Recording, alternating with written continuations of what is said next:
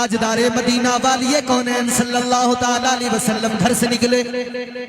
میرے آقا جاتے جاتے کہہ کر گئے عائشہ اگر کوئی آئے تو روک لینا. ادھر آقا باہر نکلے, ادھر میرے آقا گئے, ادھر وہ غلام عاشق صادق حضرت اویس قرنی آ گئے. آ کر دروازے پہ دستک دیے. اللہ اکبر کبیرہ. اندر سے امی عائشہ نے کہا کون؟ کہنے لگا امی میں نوکر آیا ہوں, اے میری امی میں غلام آیا ہوں, آقا کا دیدار کرنے آیا ہوں, آقا کی زیارت کرنے آیا ہوں. ام المومنین حضرت عائشہ صدیقہ نے فرمایا کہ ٹھہر جاؤ, بیٹھ جاؤ, ذرا رک جاؤ, آقا ابھی موجود نہیں ہے, باہر گئے ہوئے ہیں, آ جائیں گے پھر ملاقات کر لینا, پھر زیارت کر لینا. لیکن ادھر تو یہ سنا کہ آقا موجود نہیں ہے اور سنتے ہی آنکھوں میں آنسو آ گئے, اس لیے کہ ماں نے کہا تھا رکنا نہیں ہے, بس جانا, واپس چلے آنا. اب ماں کی بات بھی یاد ہے, وعدہ کر کے آئے ہیں اور عشق ادھر تڑپا رہا ہے, عشق ادھر رلا رہا ہے. اے اویس مدینہ آ گئے مگر پھر بھی آقا کی زیارت نہ ہو سکی. اے اویس آقا کی بارگاہ تک پہنچ گئے, در دولت تک پہنچ گئے, مگر آقا کا پھر بھی دیدار نہ ہو سکا. روئے اور روتے ہوئے کہا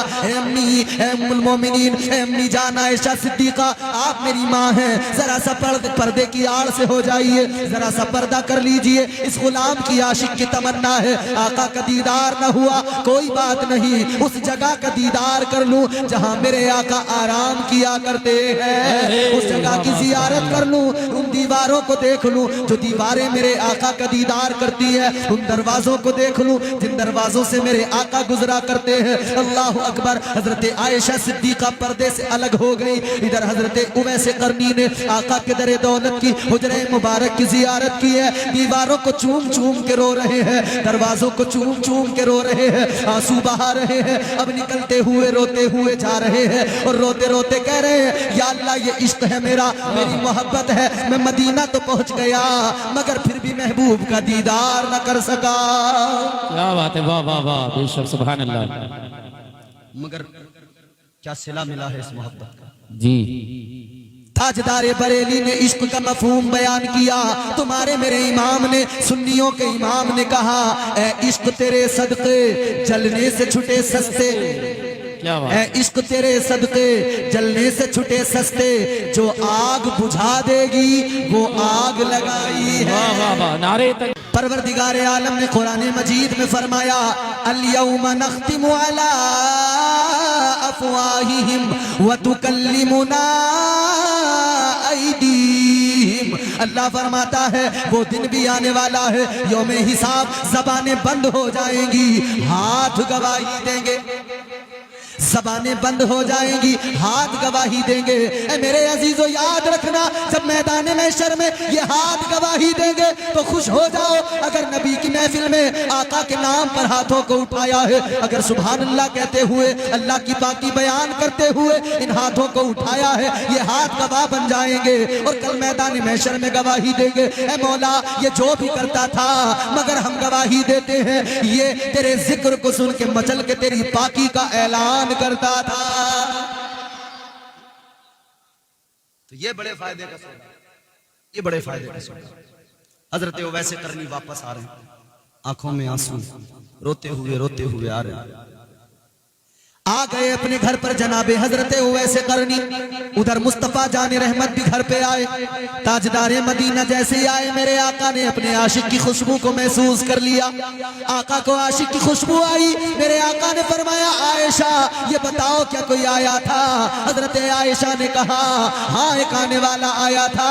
حلیہ بتایا, ٹاٹ کا لباس پہننے والا, ایک آپ کا دیوانہ آیا تھا, ایک گدڑی کا لال آیا تھا. میرے آقا نے سنا تو میرے آقا نے فرمایا عائشہ روکا کیوں نہیں؟ کہنے لگی یا رسول اللہ روکا تو تھا مگر وہ رکا نہیں آقا, وہ روتا ہوا چلا گیا. اتنا سنا تو میرے آقا کی آنکھوں میں آنسو آئے. حضور نے فرمایا وہ بڑا وفادار بیٹا ہے. تو وفادار بیٹے جو ہوتے ہیں وہ وفاداری کا پورا ثبوت دیتے ہیں. چائے پلانے والوں چپ چاپ خاموشی سے بالکل آرام سے چائے پلانا, بولنا نہیں, اگر بولے تو پکڑ لوں گا. چائے پلا دو مگر بالکل آرام سے, ٹھنڈ کا موسم ہے, چائے کا میں انکار نہیں کروں گا ورنہ تم مجھے کوسو گے کہ وہ مولوی تقریر کر رہا تھا چائے بھی نہیں پینے دی اس نے. تو چائے پیو آرام سے مگر سنتے رہو بات, سمجھ رہے ہو؟ اب ذرا زور سے بولو سبحان اللہ. حضرت اویس قرنی نہ دیکھ سکے, نہ دیدار نہ کر سکے. حضور نے فرمایا وہ میرا وفادار صحابی ہے، وہ میرا وفادار عاشق ہے اور اپنی ماں کا وفادار بیٹا ہے۔ حضرت اویس قرنی آقا کی زیارت نہ کر سکے، لیکن حضور نے مدینے کے اندر بیٹھ کر خوشبو کو محسوس کیا ہے۔ یمن کی ٹھنڈی ہواؤں کو آقا نے سینہ اپنا یوں کھول کے پھر کہا ہے، اے میرے صحابہ، یہ ٹھنڈی ہوائیں وہاں سے آ رہی ہیں جہاں میرا ایک دیوانہ رہتا ہے، جہاں میرا ایک عاشق رہتا ہے۔ حضور نے اپنا کرتا مبارک، اپنا جبہ مبارک مولا علی کو دیا، فرمایا کہ میرے اس دیوانے کو ڈھونڈنا، اس کے پاس جانا اور یہ اس کو دینا، پھر کہنا کہ اویس نبی کی امت کی بخشش کی دعا کرتے ہیں۔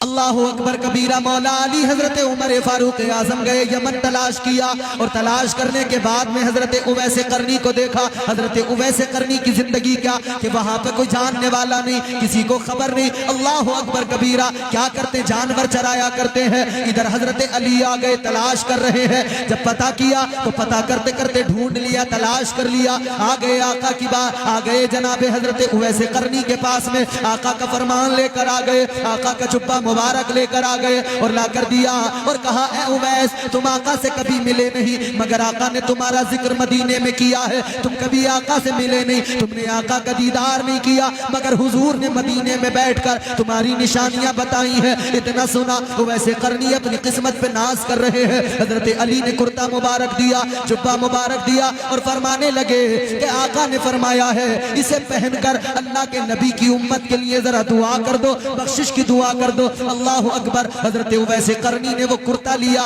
کرتا لے کر ایک طرف الگ ہوئے، حضرت علی کو وہیں چھوڑا، حضرت عمر کو وہیں چھوڑا، آگے بڑھ گئے، الگ ہو گئے اور کرتا رکھ کر رونے لگے۔ اپنے جسم پر نہیں ڈالا، ابھی پہنا نہیں، بلکہ رو رو کے اللہ کی بارگاہ میں دعا کرنے لگے، اے پروردگار عالم، اے میرے مولا، اے میرے خالق، اے میرے مالک، تیرے محبوب نے یہ کرتا میرے پاس میں بھیجا ہے۔ یا رسول اللہ، تیرے محبوب کے جسم اقدس سے مس ہونے والا یہ کپڑا یہ میرے پاس تک آیا ہے۔ اے اللہ، میں گناہگار، اسے پہننا تو چاہتا ہوں، مگر اللہ، اے میرے مولا، اے رب لم یزل ولا یزال، میں تیری بارگاہ میں ہاتھ اٹھا کے دعا کرتا ہوں، مولا اسے بعد میں پہنوں گا، پہلے میری دعا قبول کر لے۔ یا اللہ، تو میرے آقا کی امت کی مغفرت فرما دے، یا اللہ گناہگاروں کی بخشش فرما دے۔ اللہ اکبر کبیرہ۔ غیبی طور پر الہام کے ذریعے یا کسی اور ذریعے سے حضرت اویس قرنی کو علم ہوا، اے اویس، تم جو دعا کر رہے ہو، تمہاری دعا کو رب نے قبول کر لیا ہے۔ تمہاری دعا کی وجہ سے اللہ نے اس امت کے